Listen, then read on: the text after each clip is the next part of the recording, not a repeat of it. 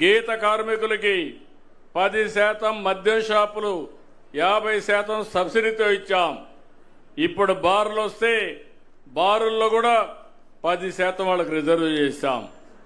మత్స్యకారులకు 217 జీవోను రద్దు చేశాం. అదే మాదిరిగా మత్స్యకారుల సేవలో 20,000 రూపాయలు ఒక్కొక్క కుటుంబానికి మొన్నే డబ్బులు ఇచ్చాం.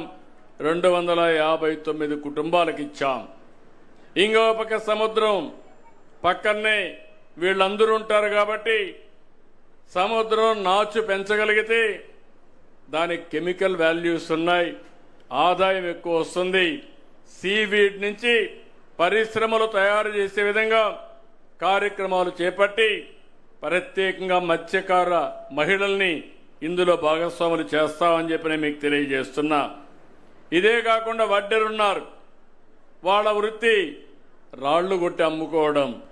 ఆ క్వారీస్ అన్ని మినిమం 10% వారికే రిజర్వ్ చేయాలని కార్యక్రమానికి శ్రీకారం చుడుతున్నాం. వీళ్లే కాకుండా యాదవులు ఉన్నారు, గొర్రెలు కానీ అదే మరి పాడి పరిశ్రమలో ముందుంటారు, దాన్ని కూడా రివైవ్ చేస్తాం. ఇంకో పక్క కొరబ ఉన్నారు, వాళ్ళు కూడా చాలా మంది ఈ యొక్క గొర్రెల పెంపకం వాళ్ళ జీవనోపాధి, అవి కూడా మళ్ళా ఒకసారి రివైవ్ చేస్తాం. నేను ఈరోజు ఈ సభ ద్వారా హామీ ఇస్తున్నా, నేతన్నలను ఆదుకుంటాం, వెనుకబడిన వర్గాలకు అండగా ఉండి మిమ్మల్ని ఆర్థికంగా, రాజకీయంగా, సామాజికంగా పైకి తీసుకొచ్చే బాధ్యత ఈ ఎన్డీఏ ప్రభుత్వాన్ని మరొక్కసారి స్పష్టంగా హామీ ఇస్తున్నా. సోలార్ ఇప్పుడే మంత్రి గారు చెప్పారు 2,000 యూనిట్లు మాత్రం చేశామని. నేను నియోజకవర్గానికి 20,000 చేయమన్నాను. ఈరోజు మీరు ఒక్కసారి చూస్తే ఎస్సీ ఎస్టీలకి 60,000 వరకు, అదే మరి ఉచితంగా 2 కిలోవాట్ల వరకు ఇస్తున్నాం.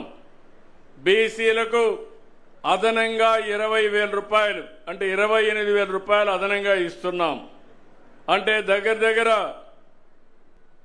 70,000 రూపాయలు 3 కిలోవాట్లకు సబ్సిడీ కేంద్రం ఇస్తే నేను ఒక 28,000 రూపాయలు అదనం చేసి 3 కిలోవాట్లు పెట్టుకోగలిగితే 98,000 రూపాయలు నేరుగా మీ అకౌంట్లో సబ్సిడీ ఇస్తాం.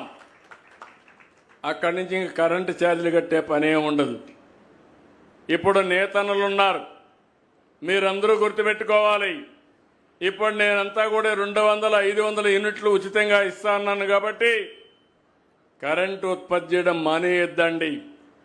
అవసరమైతే మీరు పెట్టుకుంటే మీకు హామీ ఇస్తున్నా, ఈ 200 యూనిట్లు ఉచితంగా ఇస్తా. అదే సమయంలో మీరు ఉత్పత్తి చేసే కరెంటుకి అదనంగా డబ్బులు ఇచ్చే మార్గం కూడా నేను చూపిస్తాను, మీకు ఆ డబ్బులు కూడా ఇస్తాను. ఇక్కడ 10,000 రూపాయలు డబ్బులు సంపాదిస్తే అక్కడ 4-5,000 రూపాయలు డబ్బులు సంపాదించుకునే అవకాశం వస్తుంది.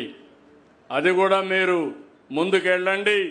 మీరు చేసుకోగలిగితే ఇది మంచి అవకాశం అని చెప్పి కూడా నేను మీకు తెలియజేస్తున్నా. ఈరోజు ఈ ప్రభుత్వం దగ్గర ఎవరన్నా ఇళ్లు కట్టుకుంటే బీసీలకు 50,000 రూపాయలు అదనంగా ఇస్తున్నాం. ఇది ఇప్పుడే కాదు, చేనేత కార్మికులకు ఎప్పటి నుంచో ఈ కార్యక్రమాన్ని అమలు చేశాం. రాబోయే 5 ఏళ్లలో సంవత్సరానికి 40,000 రూపాయలు, 40,000 కోట్ల చొప్పున 2 లక్షల కోట్లు దగ్గర మీ మీద ఖర్చు పెట్టబోతున్నాం. స్థానిక సంస్థలు నామినేటెడ్ పదవుల్లో 34% రిజర్వేషన్లు కల్పించాం.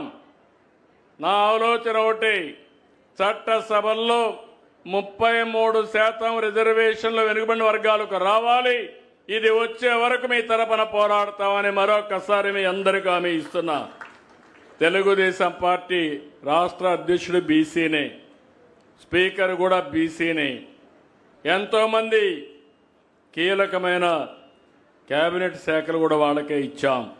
ఇక్కడుండి సబితమ్మ కూడా ఒక వెనుకబడిన వర్గాలకు సంబంధించిన మహిళని. ఇవన్నీ కూడా మీరు ఒకసారి చూస్తే ఇలాంటి కార్యక్రమాలన్నీ చేసి మనం ముందుకు పోతా ఉంటే 5 సంవత్సరాలు ఒక భయంకరమైన వాతావరణం. ప్రొద్దుటూరులో చేనేత వర్గానికి చెందిన నందం సుబ్బయ్య అతి కిరాతకంగా చంపేశారు. ఆ కుటుంబాన్ని ఆదుకున్నది తెలుగుదేశం పార్టీ. పల్నాడులో చంద్రయ్య, ఒక చంద్రయ్య కాదు, పదుల సంఖ్యలో వెనుకబడిన వర్గాలను చంపేశారు. ఆ చంద్రయ్య విషయం చూస్తే ఆ రోజు పాలకులు వాళ్ళ పేరు చెప్పమంటే ఏమాత్రం కూడా మెడ మీద కత్తి పెట్టి బెదిరించినా వాళ్ళు చెప్పిన మాట వినకుండా జై చంద్రబాబు, జై తెలుగుదేశం అని ప్రాణం వదిలాడు. అది చూసినప్పుడు మా బాధ్యత ఎంత పెరుగుతుందో మీరందరూ కూడా ఒక్కసారి ఆలోచించుకోవాల్సిన అవసరం ఉంది. బాధ్యత అదే మరి చేయాలనే కసి కూడా ఈ ప్రభుత్వానికి ఉందని చెప్పి కూడా నేను మీకు తెలియజేస్తున్నా.